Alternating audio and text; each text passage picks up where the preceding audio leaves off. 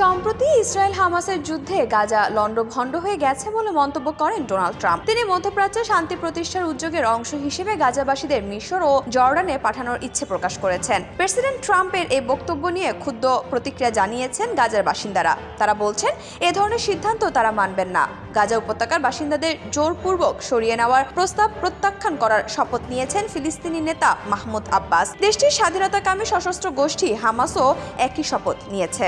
Trump বলেছেন, আমি চাই জর্ডান, মিশর ও আরব দেশগুলো গাজা থেকে আরও ফিলিস্তিনিদের গ্রহণ করুক। গাজাবাসীদের সরিয়ে নেওয়ার উদ্যোগ সাময়িক বা দীর্ঘমেয়াদী হতে পারে। সেখানে প্রায় সবকিছুই ধ্বংস হয়েছে এবং মানুষ প্রতিনিয়তই মারা যাচ্ছে বলে মন্তব্য করছেন ট্রাম্প। শত বছরেরও বেশি সময় ধরে ওই ভূখণ্ড নিয়ে একের পর এক সংঘাত হয়েছে। কিছু একটা হওয়া উচিত বলে মনে করেন তিনি। গাজার বাস্তুচ্যুত বাসিন্দা রাশাদ আল নাজি বলেন, ট্রাম্প ও পুরো বিশ্বকে বলছি, যা কিছুই হোক না কেন আমরা ফিলিস্তিন কিংবা গাজা ছাড়ব না। গাজার দক্ষিণের শহর খান ইউনিসের বাস্তুচ্যুত আবু ইয়াহিয়া রাশিদ বলেন, আমাদের ভাগ্যে কি আছে এবং আমরা কি চাই সে সিদ্ধান্ত আমরাই নেব। এই মাটি আমাদের এবং আমাদের পূর্বপুরুষদের সম্পত্তি। যদি এই মাটি ছাড়তেই হয় তাহলে আমরা লাশ হয়েই ছাড়ব।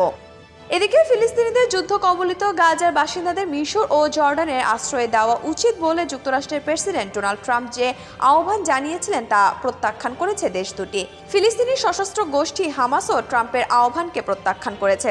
জর্ডান এরই মধ্যে লাখো ফিলিস্তিনিকে আশ্রয় দিয়ে রেখেছে। মিশরেও হাজারো ফিলিস্তিনি তাঁবুতে বসবাস করেন। মিশর, জর্ডান ও অন্যান্য আরব দেশ গাজায় ফিলিস্তিনিদের তাদের দেশে সরিয়ে নেওয়ার ট্রাম্পের চিন্তাভাবনা খারিজ করে দিয়েছে। হামাসের একজন কর্মকর্তা দীর্ঘদিন ধরে ফিলিস্তিনিদের তাদের ঘরবাড়ি থেকে স্থায়ীভাবে বিতাড়িত হওয়ার আশঙ্কার কথা বলে আসছেন। হামাসের রাজনৈতিক ব্যুরোর সদস্য বাসেম নাইম রয়টার্সকে বলেন, ফিলিস্তিনিরা এমন কোনো প্রস্তাব কিংবা সমাধান মেনে নেবে না। এমনকি যদি পুনর্গঠনের মতো ভালো উদ্দেশ্যের কথা বলা হয়, যেমনটা মার্কিন প্রেসিডেন্ট ট্রাম্পের প্রস্তাবে বলা হয়েছে, তবুও গ্রহণযোগ্যতা পাবে না। জর্ডানের তরফ থেকে ট্রাম্পের আহ্বান প্রত্যাখ্যান করে দেশটির পররাষ্ট্রমন্ত্রী আয়মান সাফাদি সাংবাদিকদের বলেন, গাজা থেকে ফিলিস্তিনিদের যে কোনো স্থানচ্যুতির বিরুদ্ধে তার দেশের দৃঢ় ও অটল অবস্থান রয়েছে। মিশরের পররাষ্ট্র মন্ত্রণালয় একই অবস্থান নিয়েছে। দেশটি বলেছে, ফিলিস্তিনিদের নিজ ভূমি থেকে স্থানচ্যুতিকে স্পষ্টভাবে প্রত্যাখ্যান করে মিশর, সেটা স্বল্প মেয়াদে হোক কিংবা দীর্ঘমেয়াদে। ফিলিস্তিনের পশ্চিমা সমর্থিত প্রেসিডেন্ট মাহমুদ আব্বাসও ট্রাম্পের এমন মন্তব্যের সমালোচনা করেছেন। তিনি বলেন, আমাদের মানুষেরা অবিচল থাকবে এবং মাতৃভূমি ত্যাগ করবে না। ফিলিস্তিনের সরকারি সংবাদ মাধ্যম ওয়াফা আব্বাসের এই মন্তব্যের একটি বিবৃতি প্রকাশ করেছে।